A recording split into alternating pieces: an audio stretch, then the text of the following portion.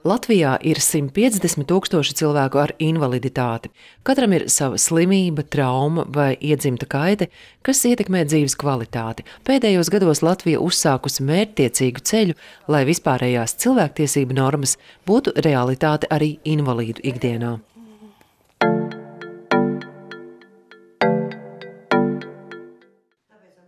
Neko par mums bez mums.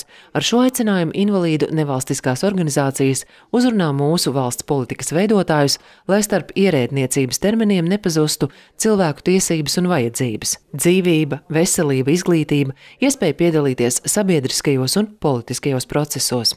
Jau 11 gadus Latvijas cilvēku ar īpašām vajadzībām sadarbības organizācija Sustento strādā invalīdu tiesību aizstāvības jomā, pulcējot kopā 40 nevalstiskās organizācijas, veidojot dialogu ar sabiedrību un likumdevējiem.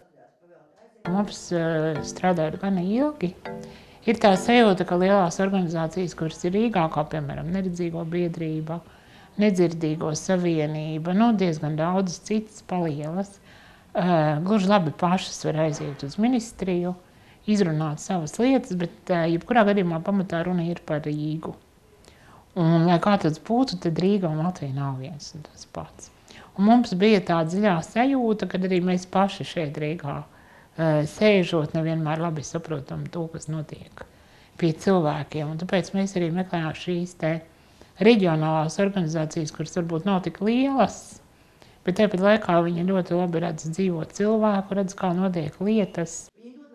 Īstenojot projektu Reģionālo cilvēku ar invaliditāti un prognozējamo invaliditāti organizāciju līdzdalības resursu stiprināšanas politikas plānošanā un ieviešanā, Sustento apbraukāja visu Latviju un tikās ar dažādām invalīdu organizācijām.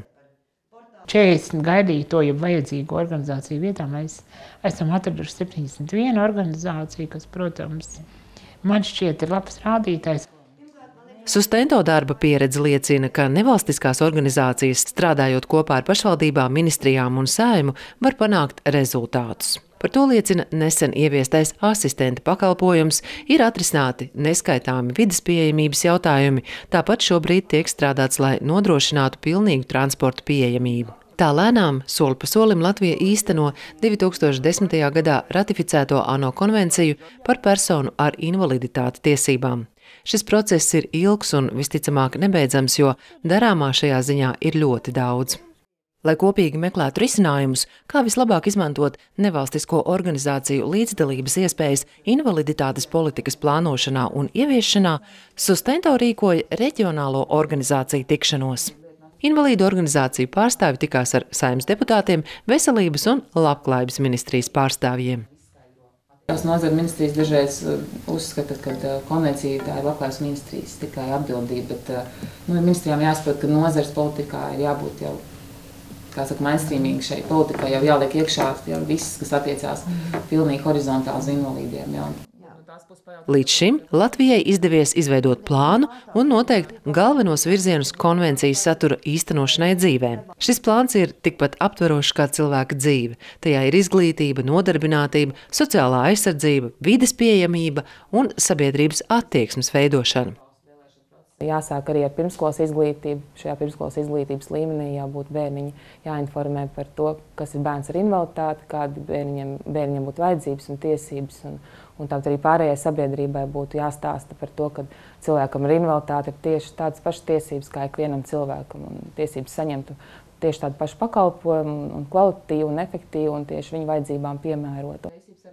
Piedaloties veselības ministrijas darba grupā, invalīdu nevalstisko organizāciju pārstāvjiem bija iespēja sniegt konkrētus ierosinājumus primārās veselības aprūpes jomām. Līdzās finansiālajām grūtībām, nespējai iegādāties medikamentus, invalīdiem ārstniecības iestādēs joprojām nākas izjust diskriminējošu attieksmi. Ir daudz citas lietas, kur cilvēki ar invaliditāti, teiksim, saņem šo mazāko aprūpes apjomu pakalpojumu apjomu nekā cilvēki bez invaliditātes tādā pašā situācijā. Jā, man pat piemērs ir ļoti, ļoti tieši, kad cilvēks ar muskuļu distrofiju bija jāskalo, bija nepieciešama bronhu skalošana un to izdarīja bez narkozes. Tāpēc, ka cilvēks nevar pretoties. Ivete Neimana atzīst, ka šodien veselības aprūpē tiek uzsvērta ģimenes ārsta loma. Tomēr svarīgi saprast, ka ne jau visiem ģimenes ārsta pakalpojumi ir pieejami. Tāpēc būtu liederīgi ieviest sociālā ārsta pakalpojumu, kuru varētu saņemt arī tie cilvēki, kuriem dažādu iemeslu dēļ nav sava ģimenes ārsta.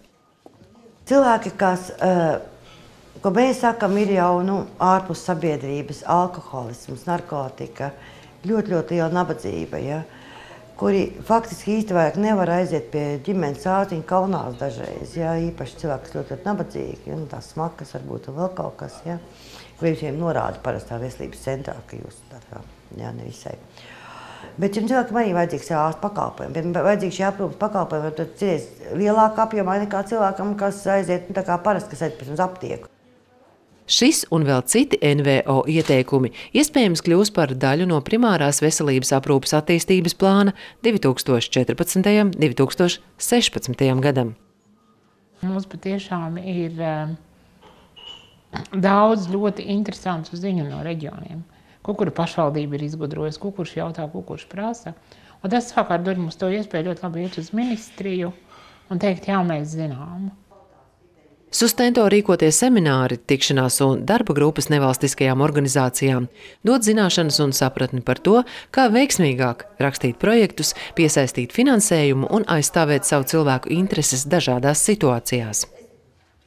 Mēs uz vietas cīnāmies par kaut ko savu, tad šeit mēs atkal varam uzzināt vismaz to kopīgo situāciju Latvijā, un tas, ka mēs neesam vieni. Agita Šulca pārstāv biedrību Vecāki kopā, kas apvieno Ogres, Ikšķiles, Ķeguma un Lielvārdes vecākus, kuriem ir bērni ar īpašām vajadzībām. Katram jau mums tā sāpe ir ļoti tāda liela un gribās tūlīt viņu izkliet un gribas, lai viss notiek, bet, protams, ka valsts līmenī tas nav iespējams tik vienkārši. Bet es ceru, ka mēs lēnām visi kaut ko darot, kaut ko mainīsim. Agitas ģimenē ir 4 bērni, vienam no viņiem ir autisms. Agita atzīst, ka daudzu gadu garumā tas ir bijis grūts ceļš, pieņemt šo diagnozi, saprast, kā veidot īpašo dienas kārtību, meklēt bērnam atbilstošu izglītības iestādi. Tāpēc biedrības lielākais sapnis ir izveidot pašiem savu dienas centru tieši bērniem. Bērniem ar īpašām vajadzībām nav šāda dienas centra, nav vispār normāli, kur apmeklēt bērnu. Pirmsskolas iestāde vispār ir ļoti liels problēmas, ja bērns neiet skolā, ko it kā valsts ir jānodrošina izglītība, jebkuram bērnam, tad ir ļoti liels problēmas, ja piemēram, ģimenē ir bērns, sāksim, piemēram, no 2 gadiem un līdz skolai, tad īsti nav pat, kur griezties. Bērni ar autismu, viņi pilnīgi pasauli uztver savādāk, viņu redz savādāk, viņi neko nesaprot, pat tiešo viss ir tādā pilnīgi citādākā. Tev ir jāsaprot, ko tas nozīmē vispār, lai ar viņu vispār sāk to bērnu kaut ko komunicēt. Un vislielākā problēma dotajā brīdī ir tas, ka brīvlaiki šiem bērniem, tas ir īpaši autistiem, tas ir priekš viņas un viņu ģimenes, tā ir katastrofa. Jo es nevaru mājās nodrošināt dienas ritmu tādu, kā var centrā vai skolā nodrošināt, un tiklīdz viņi iet ārā no tā rāmja, no tā ritma dienas, tā ar viņiem ir ļoti grūti. Pieredze liecina, ka psiholoģiskais atbalsts šiem vecākiem vajadzīgs visu laiku. Ar valsts apmaksātajām pāris konsultācijām, ko var saņemt pirmo reizi uzzinot, ka bērnam ir invaliditāte, ir par maz. 3 gadus eju pie psihoterapeita, mēnesī 2 reizes, un tas ir tas minimums, ko īstenībā varētu saņemt šāds vecāks. Lai, piemēram, šādu vajadzību nākotnē iekļautu valsts apmaksāto pakalpojumu sarakstā, nepieciešams pamatojums, kāpēc un cik daudz cilvēkiem tas vajadzīgs, un galvenokārt, cik tas maksās. Noteikti, ka šāda lēmuma pieņemšana prasīs daudz laika, tāpēc nenovērtējama ir NVO loma, kas šādās situācijās var rast risinājumu un iespējams palīdzēt vienotrai. Organizācijas zina viena par otru, zina, ko kura dara, un man liekas ļoti arī efektīvi un labi izmanto resursus, jo tikko tu zini, ko dara vēl kāds, tu nevis mēģini darīt to pats, bet zini, kur kādu savēju aizsūtīt, lai viņam varētu palīdzēt izdarīt. NVO organizācijām jādarbojas atbildīgi, sniedzot cilvēkiem precīzu informāciju un padomus. Inese Dragūne, kas pati ir bērnu invalīda mamma un darbojas Romu bērnu integrācijas programmās, uzsver, ka diemžēl mēdz būt situācijas, kad nevalstiskā organizācija nodibināta tikai formāli. Es tiešām ieteiktu daudzām organizācijām pirms sniegt informāciju, padomāt par informācijas kvalitāti. Jo likumus skaidrojot vai par veselības aprūpi, vai par nodarbinātību, viss mūsu valstī balstās uz noteikumiem, uz likumiem, un vispārināta informācija cilvēkos rada liekas cerības, lai cilvēks pie šīm organizācijām aizejot, palikt apmierināts ar iegūt precīzu informāciju. Ne tikai dabūt pagausties un pabēdāties, paraudāt uz pleca, bet būtu kāds risinājums, jo risinājums ir vienmēr. Risinājums jāmeklē arī Ineses dēlam, kurš pabeidzis arotskolu un ieguvis pavāra un pavāra palīga kvalifikāciju. Tomēr dzirdes problēmu dēļ viņam darbu ir grūti atrast. Cilvēki viņu nesaprot, tāpēc kolektīvā strādāt ir grūti.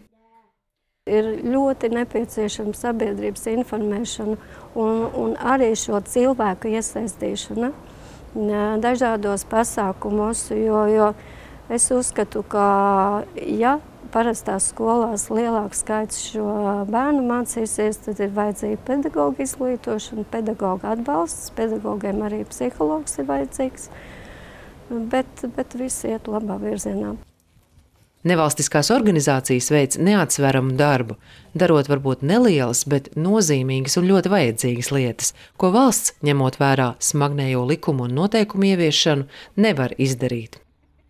Mēs organizāciju redzam kā milzīgu resursu, un man žēl, ka Latvija to īsti nesaprot, kad liela daļa tā sociālā darba, kas būtu jādara sociālajiem darbiniekiem, un tā atbalsta, kas viņam būtu jāsniedz, patiesībā jādod organizācijas. Valstī vajadzētu domāt par to, kāds ir finansējums, un mēs, protams, varam skatīties uz bagātajām valstīm, kur šis finansējums ir miljonos, bet mēs varam skatīties kaut vai tepat uz Igauniju, kur katra reģionāla organizācija, kas ir aktīva un strādā ar cilvēkiem ar invaliditāti, saņem finansējumu no valsts. Latvijā šāda NVO finansēšanas mehānisma vēl nav, bet cerams, ka būs, jo tikai pašu nevalstisko organizāciju neatlaidīga klauvēšana pie valsts budžeta durvīm šo situāciju nākotnē varēs mainīt.